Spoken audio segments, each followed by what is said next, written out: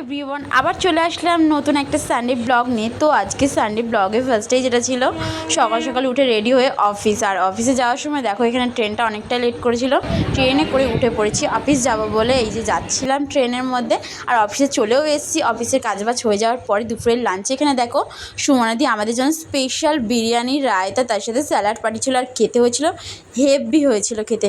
তারপর কাজবাজ সেরে এবার আমরা চলে যাচ্ছিলাম বাড়িতে যাব। বাড়িতে যাওয়ার আগে এখানে জিজু আমাকে ফোন করলে বল চল একটু হাতিবাগান থেকে ঘুরে আসি, সোনার কিছু কেনাকাটার ছিল তো চল নিয়ে আসি। আর এখানে দেখো এরা ভিডিওর মধ্যে আসবে না বলে সবাই লুকিয়েছিল। আর চলে এসেছি এখানে সিটি স্টাইল।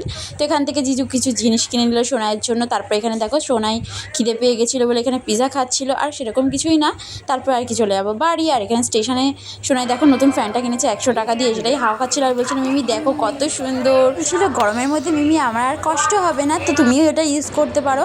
আর তারপরে দেখো এখানে ট্রেন চলে এসেছিলো, আর ট্রেনটা ছিল একদমই ফাঁকা, তাই সোনাইকে নিয়ে আসতে কোনো অসুবিধাই হয় না। আর এখানে সোনাই বসেছিল, ওর ভালো লাগছিলো, বলছে কখন নামবো কখন নামবো। তারপরে বাড়িতে আসার সময় চলে আসলাম আইসক্রিম খেতে খেতে। চলো এখানেই আজকের ভিডিওটা, চলো টাটা বাই বাই।